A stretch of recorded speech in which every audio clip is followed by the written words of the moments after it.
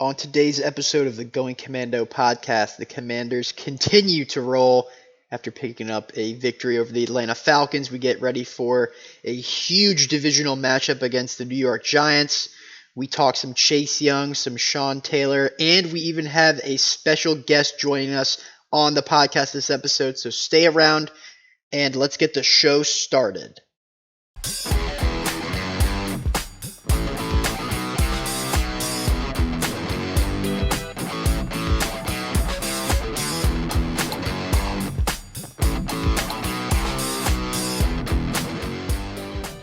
Welcome to Going Commando, a Washington Commanders podcast.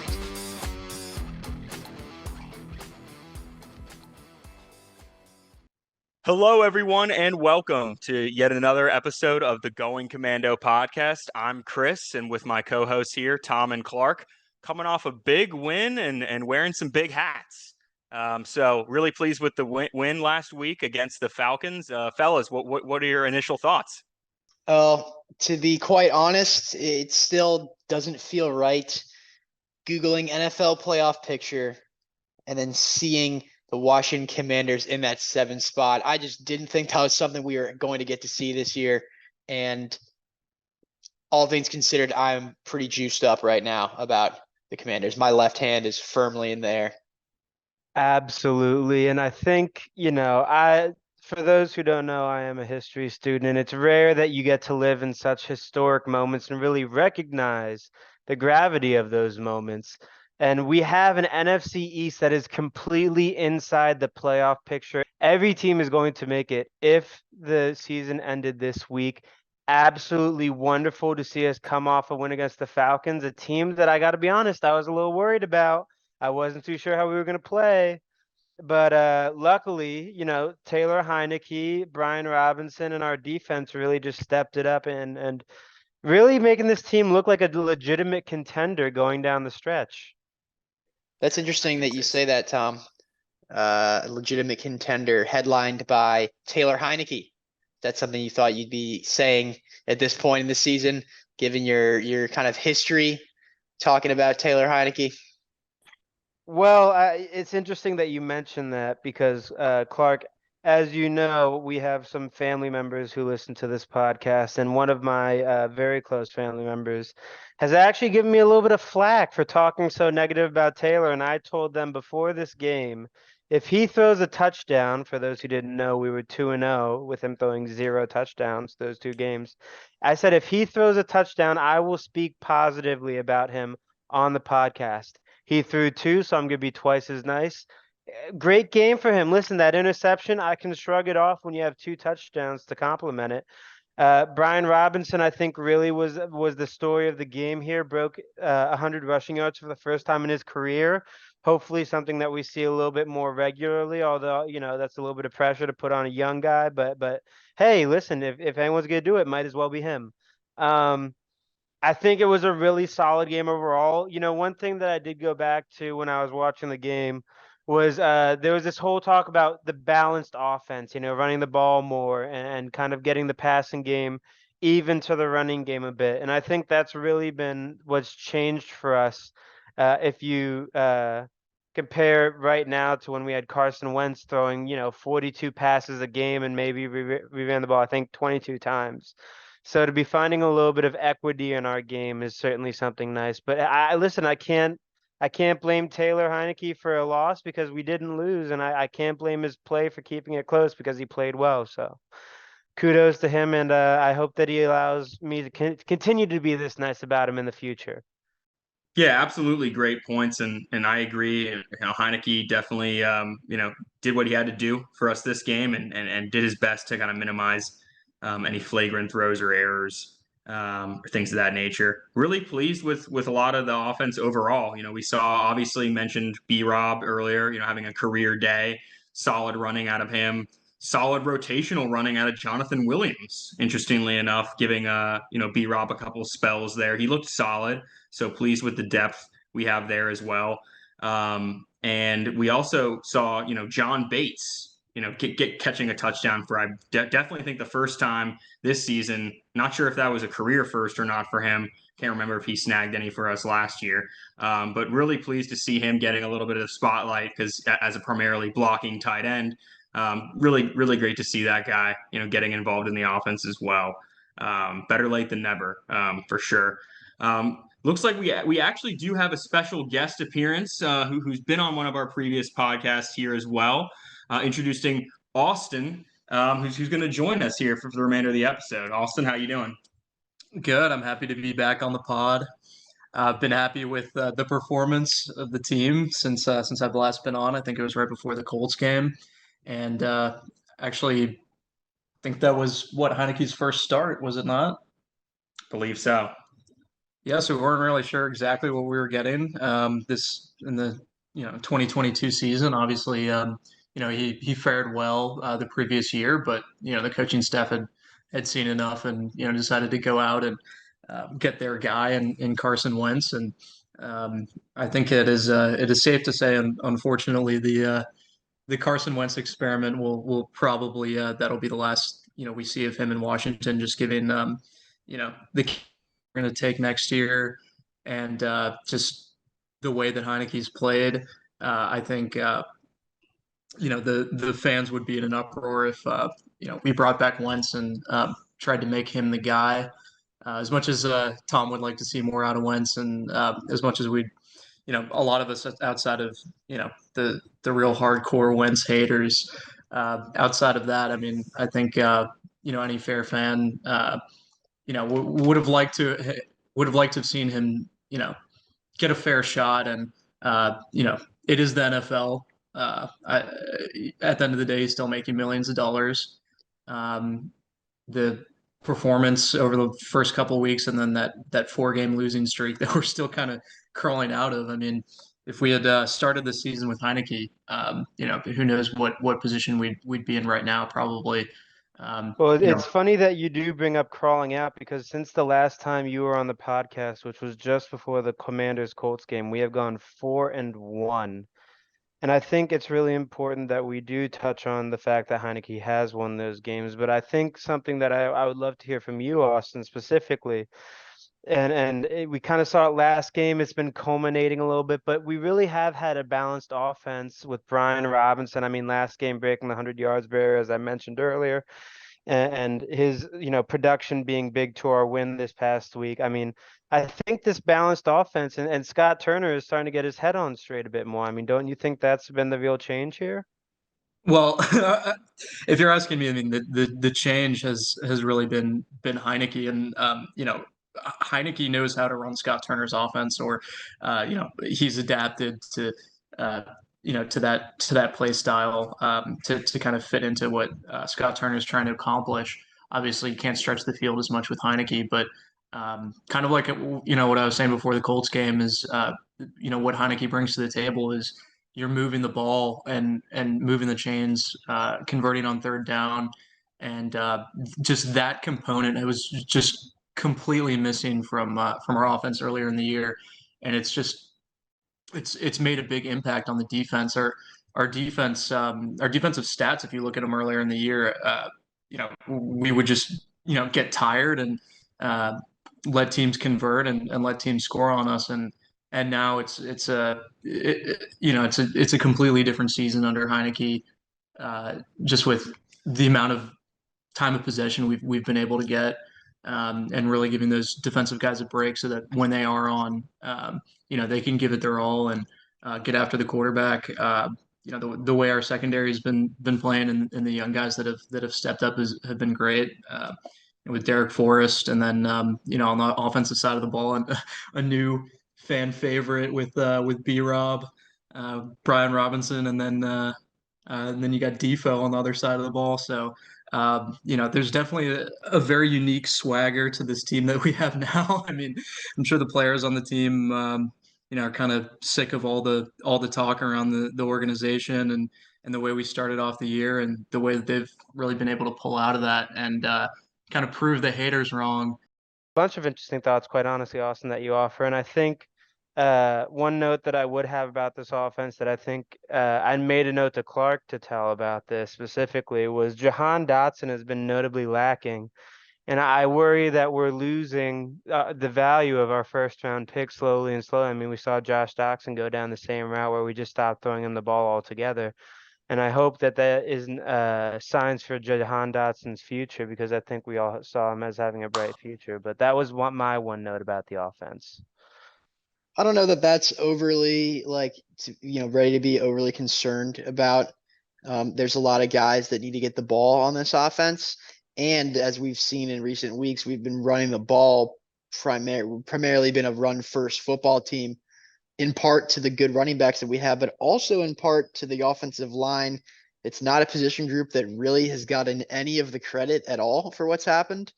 They were giving up a lot of sacks early in the season. It looked ugly. You make the QB change, and magically they appear to be a little bit more, playing a little bit better. So that's something else to consider when talking about this offense. Yeah, well, that's the thing, though. I mean, I wonder how much of that improved or perceived improved play on the O line is a credit to just Heineke being able to extend plays and not take the sacks that Carson was playing.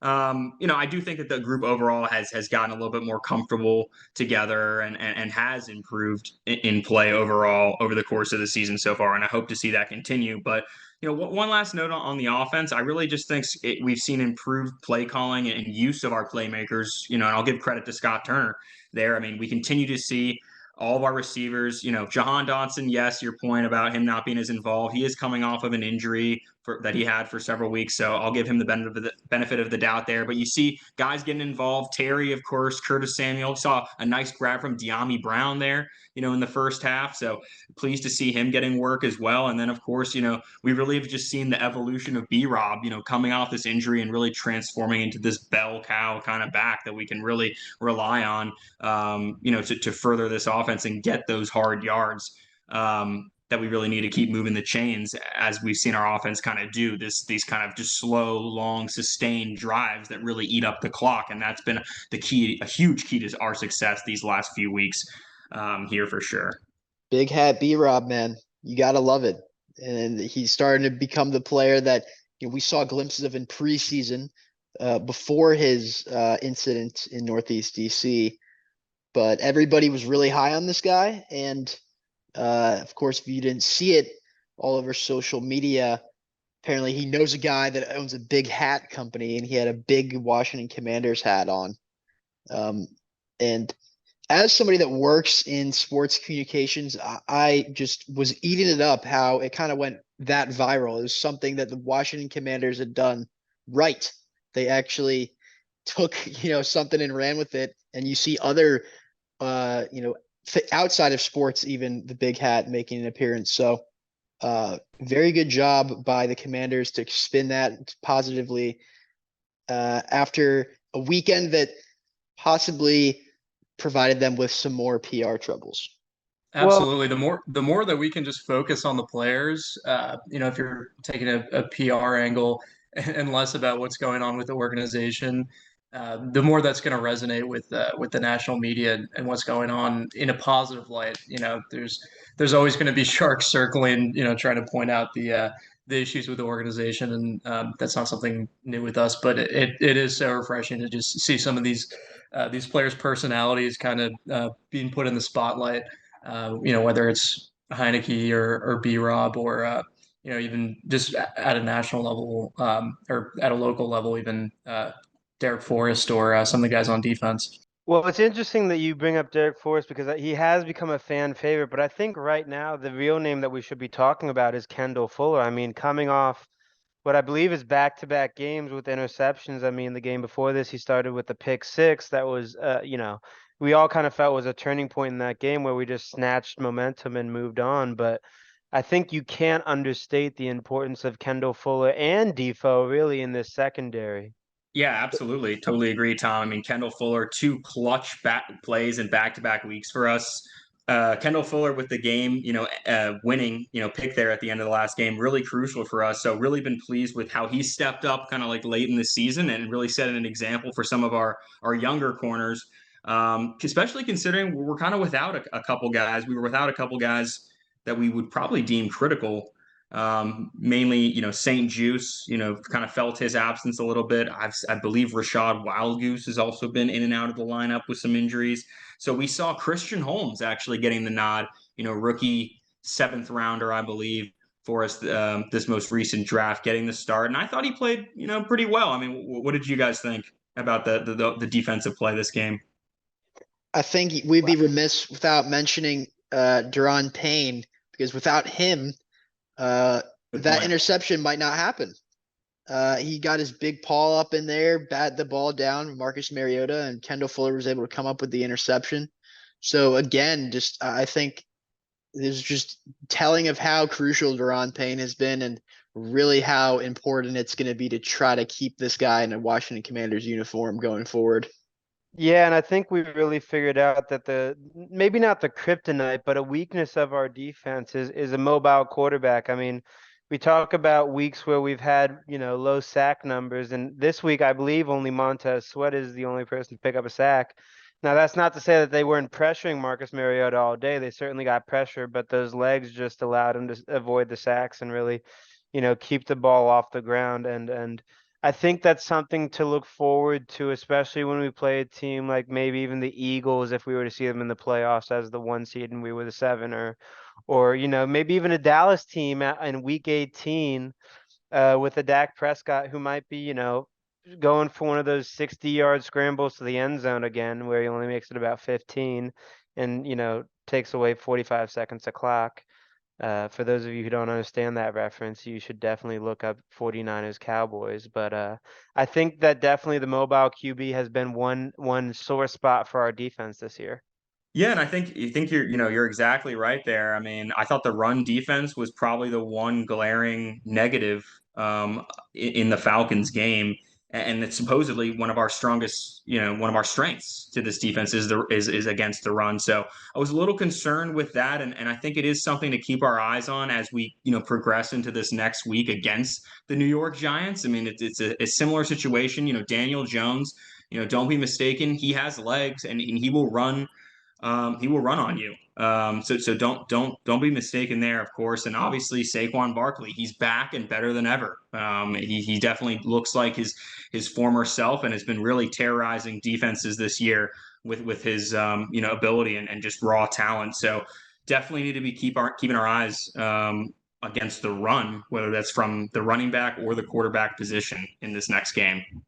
I challenge anyone on this podcast to name me 2 offensive players on the Giants that are not Saquon Barkley and Daniel Jones. I will offer you Richie James and Darius Slayton, 2 very undervalued wide receivers in the NFC East, guys that I think are certainly solid role players on that Giants team. And if you look at the stats, I wouldn't be surprised if they were the 1 and 2 receivers for this year. But Clark, you make a great point there with the fact that, there isn't much depth to this team. I mean, they're coming off of a draft where they pick up Evan Neal, who is one of the greatest, tackle prospects we've seen in the draft since Penei Sewell a few years ago. And then to top it off, they pick up another top 10 talent in Kayvon Thibodeau out of Oregon, who was the #1 recruited high school player of my grade.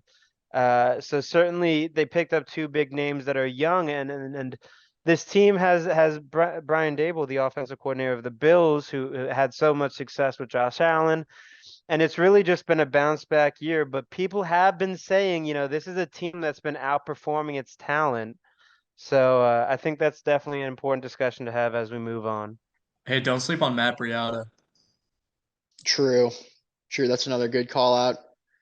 But I'll just make the comparison. This Madden team to me is like a Madden franchise mode that you take over. You take over a bad team, but you play all the games. You don't actually simulate them. So you end up winning. And, despite not really having a great roster, that's kind of what I see in this Giants team. Like when you look across the board, their roster is really not anything to write home about. Like our roster is by far, there's more talent all across the board on offense and defense. But they're well coached. They're a very well coached team. It's evident that Dable has these guys ready to go every week, despite the fact that they might be outmatched some of the time. physically. So we play them this week. We have a bye, and we play them again. So this next stretch is going to be really important, and I do think that they're a good football team, but I am confident heading into this stretch. I think that the Giants they're a team that they'll beat you if you let them. Obviously well coached. Their roster is good enough to squeak by. They've won some close games early on in the season, but I can do they have any very impressive wins? I know they beat the Ravens, kind of shocked them, but I mean they've been building a reputation this year. The Ravens have of blowing big leads. It seems like that's been the story of their season. And outside of that, I mean, a lot of their wins, if you take a look at them, not all that impressive. And then when it comes to more recently, they're um, not exactly some people were cracking them up to be early on in the season when the record was looking a lot nicer than it is now. So definitely a better squad than the Falcons overall. I think we'll have to uh, play as well as we can to get that win and just not beat ourselves. But if everybody's executing, I mean, I expect us to be favored. No, and that's a great point, Austin. And Clark, I think you made another really important point about the schedule, and I did want to clear up one little quick thing about that. We are playing the Giants this week, then we have a bye, and then we play the Giants in 3 weeks. The Giants, meanwhile, play us.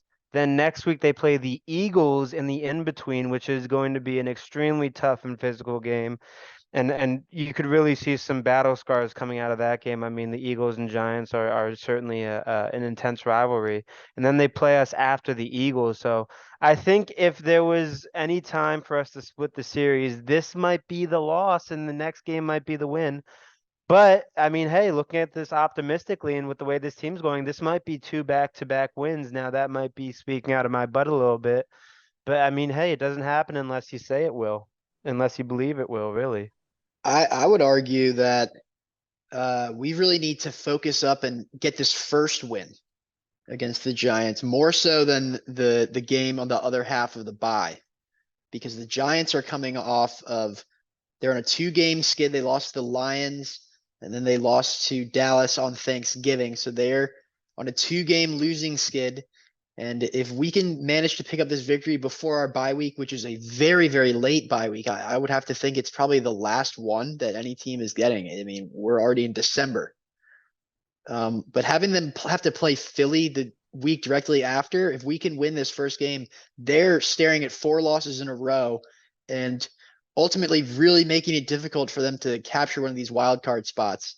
So I think if we want to keep this momentum going and give ourselves a really good chance, especially considering that they play Philly the week in between, I think picking up the first win is going to be very important. Great point, and I do fully expect to win, this game. I don't think that necessarily will be a rollover opponent for us. I mean, anytime there's an NFC East matchup, you're kind of in for a dogfight for sure. But I expect to win this game. If you think about it, the way the schedule is set up is that our coaching staff has 3+ full weeks to focus solely on the New York Giants. No other distractions, no other teams to prepare for. Nearly a month's worth of just being having to think about one team. So I hope that bodes well for us. And we'll see. We certainly will see. One last note: possible Fabian Moreau and Graham Gano revenge game. Thoughts? That is a perfect call out. I had actually not remembered that Fabian Moreau was still in the league until I was watching the Giants Packers game in, I believe it was in England, at 6:30 a.m. on the West Coast. I know, shocker, I woke up that early. But absolutely a Fabian Moreau revenge game. He's been playing well. He does get a lot of time, so there's a good chance we see him against, hey, maybe even McLaurin, maybe Curtis Samuel, and I think that's certainly a big thing. And really nice underrated shout out to Graham Gano, former kicker for us, and really interesting that you mentioned that because Graham Gano will be facing Joey Sly, who, I mean, that guy has just been a rocket ship for us recently. So certainly two very important revenge games to watch there, Chris. Great call out. It's also kind of another mini revenge game, I guess, between these kickers because they're also both former Carolina Panthers kickers under Ron Rivera in Carolina. So just another angle there. The we all know the media is probably just going to eat up, leading into this one for I sure. just I I just thought of someone else too, Landon Collins. I don't think he's on their active roster right now, but I believe he's on the practice squad for the Giants. That is an interesting one. I bet you they're lucky to have him right now after he spent, several years in our locker room. So he's probably, he started his career there in New York. We of course gave him the big contract, but I actually had forgotten about that. You're right. That is another angle to this one. Would be interesting to see if they'll elevate him or not for this one. We'll see. I do have this narrative about Heineke that I think it's kind of shifting a little bit now that the Commanders are finally getting a national spotlight, just based off of the success we've been having, where it's almost like the expectations of what people expect out of them is really has really shifted now that we've been on this winning streak. Where uh, at first you have this guy that most people think isn't capable of getting the job done. And now it's almost like he's being compared to some of the more elite quarterbacks in the league that just, I mean, it's just not a fair comparison. But the amount of attention that he's getting has been warranting very high expectations.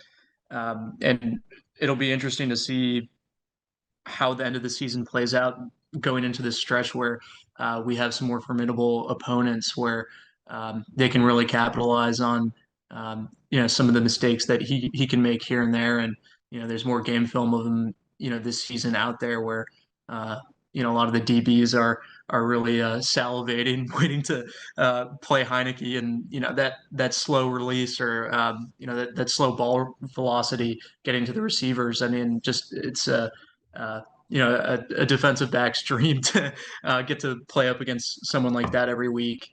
Um, and you might see the narrative shifting a little bit to him as people have really high expectations for Heineke now. And regardless of, if anything changes, I mean, he is the guy that he is. And, the performances that he's had up to this point. I expect that to continue, but just with the strength of schedule we have left in this season, we'll see if it's enough to really get those wins to finish off and make the playoffs. And I think whether or not we make the playoffs or not is going to have a big impact on the narrative around Heineke and how he's perceived around the league. Yeah, that's a No, good point. That's a good point, Austin. And it also reminds us maybe of how last season went. If you guys remember, we did start off poorly, but we had a 4-game winning streak that put us back to 6-6, and everybody was like, "Oh, wait a minute, is Washington have a chance here?" Now, our level of play, I think, this year has been higher, but I mean, again, we've seen something like this happen before, maybe a mid to late season push to give us fans some hope. Seems like this time maybe it's a little bit more legit, but This time the again, roster is better for sure.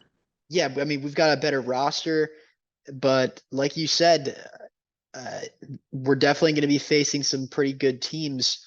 You know, Giants twice, Dallas, 49ers as well. Browns with Deshaun Watson. We'll have to see how they do. This is his first week back.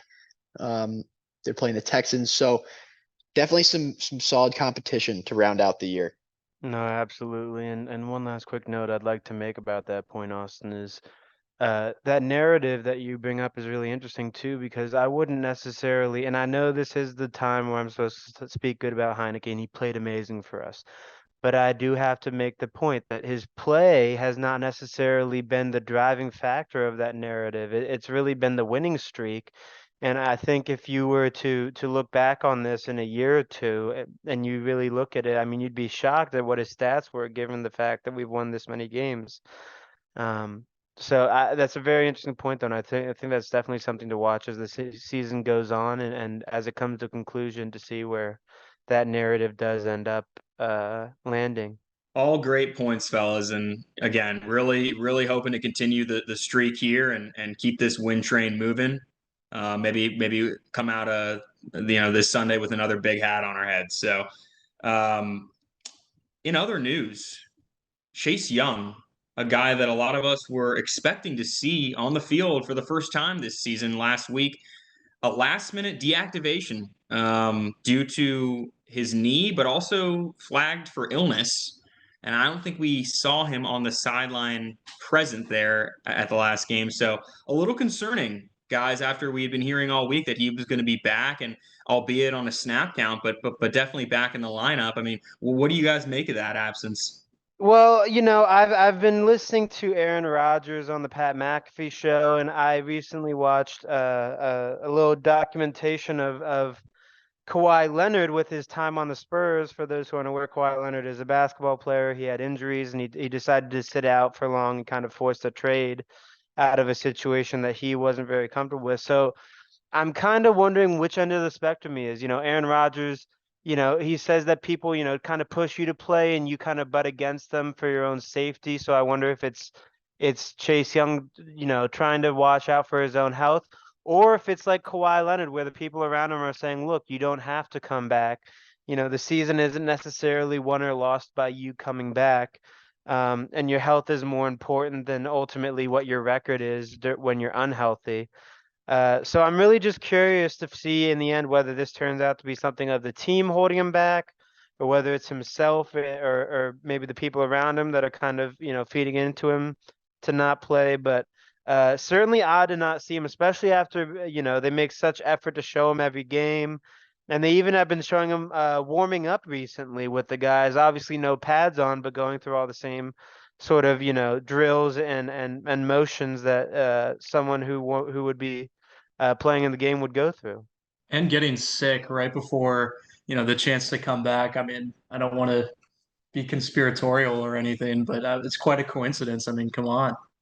I, for one, didn't see a thermometer in his mouth, or I, for one, didn't hear about any symptoms he might have been having. But no. I mean, of course, I'm not going to go on record and say that he wasn't sick or whatever. But yeah, it's definitely interesting. It's very disappointing as fans that we get this like cool post on social media from the Commanders, like he's back, like some really hyping up Chase Young to be back, and then for him to just not play, and then just, oh yeah, he's sick. Sorry, guys. And I haven't heard anything so far this week about his status either. So if he doesn't play again this next week, that I think is going to be time to sound the alarm. Yeah, agreed. I think if we don't see him in this game against the Giants on Sunday, that is really some grounds for some real concern. Not only to just his ability to get back on the field and healthy, but also just for our long-term plans with him. I mean, he's a guy that, when we drafted him, and especially after that first year, we thought he was going to be a pillar on this defense for years to come, and perhaps even his whole career. I mean, obviously a stalwart on this team, a guy that we make a lot of money off of, just given his likeness and his popularity among fans. If we don't see Chase return, this next game, or knock on wood, in games beyond, it really, you start to kind of think about, is this a guy that we even see, as part of this program moving forward, or is he a potential trade chip for us this offseason? I don't know. I don't want it to have to come to that. I would like Chase to get back into this offense and be looking like his old rookie self, of course. I really do like him, and I think players like him, on the field and off, and really generally a good locker room presence and leader. But, again, definitely worrisome. At the same time, you have to understand, if the coaching staff doesn't think he's ready, if he doesn't think he's ready, rushing him back isn't going to do us or him any favors. And he really could be the golden goose for this franchise, with the amount of potential that he could deliver for us with his leadership and his presence there on the defensive line. There's not many people with that type of athleticism that are out there in the league that the sky's the limit for him. And if we'd be able to get him back healthy for a playoff push, that would be huge for us. Moving on from defense to special teams, we have another big award winner to announce. In the month of October, Tress Way won Special Teams Player of the Month for the NFC, and now Joey Sly, his other kicking mate, has won the NFC Special Teams Player of the Month. He didn't miss a single field goal. He only missed one PAT for the entire month, and he provided a lot of points in a lot of very big moments, notably against the Eagles. He went 4 for 4 with two 50-yard field goal makes. So Joey Sly, it feels good to have a kicker that you can rely on in those big moments. And if we want to be a team, surging into the playoffs, his value cannot be understated. Yeah, I think it's been really a breath of fresh air to have a kicker. I know he had that one missed PAT last game, but it's been really a breath of fresh air for us to have a kicker that we can actually feel confident about when he steps onto the field. And not only for the 20, 30, yarder gimme ones, but, have a guy that we can really trust his leg at the 40-yard mark and beyond. So super pleased with his performance so far this season, and I think he's definitely earned an extension. If you ask me, I can't remember if he was on a 1-year or a 2-year deal. I believe it actually might have been two, but definitely worth keeping around. I absolutely agree. Yeah, Redskins kickers for the last 20 years, us as fans, every time whoever it is goes up to take those kicks, we all kind of hold our breath collectively. And the fact that he's been able to make some really clutch kicks for us has been huge for this winning streak, and he does deserve a lot of credit for what he's been able to pull off under pressure. That's a great point, Austin. And I think, when we talk about kickers in general, there's kind of this disparaging thing about them about not being football players and not being a part of the game. But in actuality, they are some of the most important players on the field. I mean, we talk about, putting 7 on the board. You can only get 7 if you hit that extra point. And Joey Sly has done more than that for us this year, and he's really earned this Special Teams Player of the Month award. And that's a crowded freaking special teams room when you have a guy like Tress Way back there to compete with. And I think it's just really, a great achievement for Joey Sly, especially at this point in his career. And I hope that we do keep him as a kicker going forward, especially since I can remember those games where kickers cost us. I think back to a Bengals game not too long ago, where we lost in overtime from both teams missing field goal, or we tied after overtime, pardon me, after both teams missing field goals. So definitely really important to talk about Joey Sly, and I'm happy that we have a guy like him on our team. Yeah, and I guess Cheeseman's next. They got to round out the room. Hopefully we get the nod for Special Teams Player of the Month in December. Let's go, Cheese. Or perhaps you complete the trifecta with your boy Dax Mill, and maybe he takes a couple to the crib in the month of December and earns that distinction. Nonetheless. Bit of a low blow there, Clark, considering Antonio Gibson has been stealing his kickoff returns, given that he's not been the bell cow back anymore. But still, definitely there's a hope in my eyes that Dax Milne, shows that dog in him that I knew he's always had. Finally, moving on to our last topic here, something which we did talk about last episode. And I hate to say that I was right, but this Sean Taylor Memorial. Now, for those of you who were not in person to see it, I'm sure that you saw it on the news or through Twitter or whatever else you were, if you are a true Commanders fan. Absolutely disgraceful. For those who didn't see it, they put up a wireframe mannequin with a Nike jersey on, Reebok pants, and World Cup Adidas soccer cleats, which look like they're from the 90s. I mean, we talked about the debacle, and this is it all over again. This is horrible that we have to see this as fans. And when I saw it, there was a great quote from a coach I had once where he said, I'm too angry to be mad. I can only laugh at you guys. That's how angry I am. And that's where I'm at. I'm so angry that I can just laugh at the stupidity of what they're doing. And really disgraceful. I mean, what was your guys' take on the whole matter? I mean, some people had labeled it as an epic fail. Some have labeled it as one of the greatest insults to an athlete's career, a dead athlete's career. What are your guys' thoughts? I will say that this organization does have a history over the Snyder era of putting people up as kind of human shields to avoid criticism, and I don't think that leaves the organization off the hook that the family was involved in creating this, and it had their blessing. And I think as long as they're happy, the fact that Sean Taylor lost his life, defending his family and how important that was to him. I think it's really great to get the family involved. And that said, with some of these things that the organization does sometimes, where it comes across as a blunder, and fans are upset and angry. For example, the whole kind of debacle with the rebranding, and fans being upset about everything that went into it, was something like that is in a way almost completely permanent. You can't reverse that easily.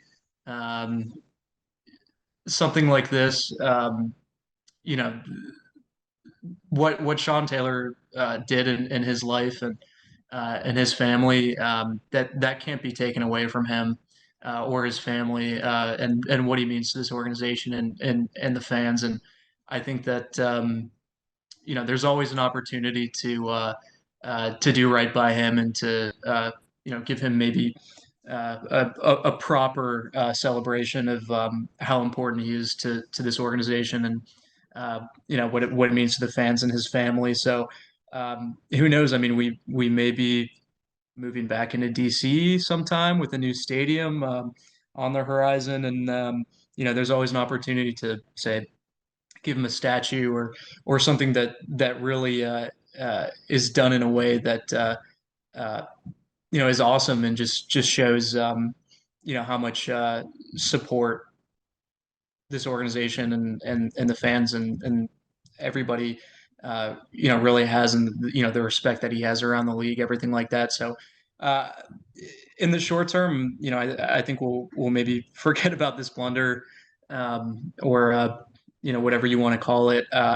It's great to have the family involved, and I'd love to see them being consulted on anything related to Sean Taylor in the future, while at the same time not exploiting them, or putting them in front of the media as some type of PR stunt. But whatever they're comfortable with moving forward, I think we should continue to do right by Sean Taylor and his family. And there's always an opportunity to kind of redeem that situation, and really show what he means to everybody involved, that looks to him as uh, you know really a player unlike anyone else that we've seen at the safety position, and has inspired so many of the safeties and defensive guys that are in the league today. I think that they should have just not labeled it as a statue, maybe a memorial, or maybe just something to recognize him. Because if they knew that this was what the quote unquote statue was going to be, there's just no reason to call it. Fans are going to be expecting like a bronze sculpture of Sean Taylor, detailed in. This just wasn't what people were expecting at all. And just based off how it looked like it was kind of just thrown together. I mean, the Sean Taylor never played in Nike jersey. His cleats probably weren't Adidas, because the NFL was Reebok at the time. He's also wearing gloves on the in the sculpture. He's wearing gloves, and as we know, he never wore gloves. He would tape up his fingers. They also something they missed that would have been really easy: tape up the face mask on the helmet. That was something that Sean used to do. He used to get fined for doing it, but it was what made Sean, and it was an iconic part of his legacy. So I think that this was just thrown together. They realized, oh shit, like we play on the anniversary of his death. We have to like get a statue or something. Oh, what? A statue takes this long to contract out and build? Oh shit, I guess we just have to throw something together. That's kind of like I bet my bottom dollar that that's exactly what happened. No, Clark, and I think you're exactly right. And something Austin touched on earlier, yeah, and you said continuing to work with the family, and it's not one blunder. Let me make this very clear. And I got this tweet specifically so I could remember everything. First, the road where they dedicated Sean Taylor Road, the photo with the family in jerseys holding the sign in front of the sign.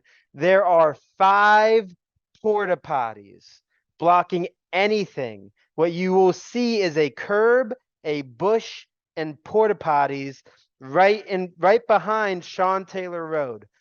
Unacceptable start.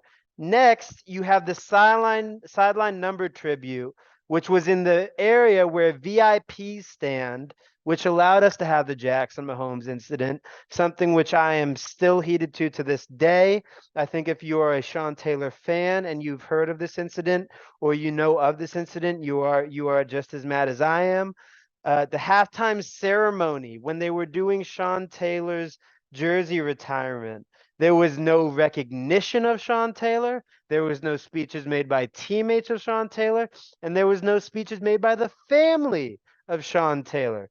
They essentially wheeled them out onto the field with a jersey and took photos. And to wrap it all up, just before what happened this week, the owner wore a hoodie to the pre-game meeting with the family of Sean Taylor. When you are an owner who cannot realize the momentous occasion and the media which will be surrounding this, and you wear a hoodie to a meeting with a grieving family who is having to be put through the memory of their son who played for a team, died for his family, and tried to make the best of his circumstances, you are morally deplorable. And then the best part about this memorial, which I think will shock you guys as well, Adam Schefter reported just hours before the reveal that this will be a permanent memorial within FedEx Field. This is not changing. There is no idea of bringing a statue. This is what we get. So having all of those facts, do you guys truly think that there is any chance that we can repair this relationship? Because if I was a member of the family, I would be pissed. Well, Tom, you're right to be pissed about just how disgraceful just pretty much every step of this has been when it comes to paying respects to Sean Taylor, and ultimately this is a stain on Dan Snyder. I all these things are operational blunders. What we cobble something together last minute, and pretty much every single one of these circumstances, do it as cheaply as possible. The people in the organization that are doing this, whether it comes from leadership or the employees that don't have the correct direction, I think you will see eventually Dan Snyder will not be around forever, and we we will have an opportunity to kind of have a proper ceremony and have it done right. I think that'll be really crucial and will help kind of repair a lot of these things that ultimately have been part of the Dan Snyder culture. And uh, it comes from the top down with all of that. I think at the end of the day, ultimately nothing can be taken away from Sean Taylor or his family or uh, anything related to that. And everybody around the league and fans still have tremendous respect for him. And once Snyder's out of there, all that can be a part of the past, and everything that that we would like to bury when it comes to the last 20 years and some of the disgraceful things that have happened over that tenure. Just too many to list. It would be its own separate podcast. Yeah, agreed. And yeah, you don't see good teams, good teams and well-run organizations and teams, don't have issues like this. They don't have blunder after blunder, negative PR, happenstance after happenstance. They run tight ships and they have people that know what they're doing. And clearly we don't have anyone that knows what they're doing here. And it all stems from Dan Snyder. So, a stain on Dan Snyder's reputation. I mean, hell, he's one just big walking pit stain. In it just that's just what he is, and I hope to see him gone. I think there's been much worse blunders than this one.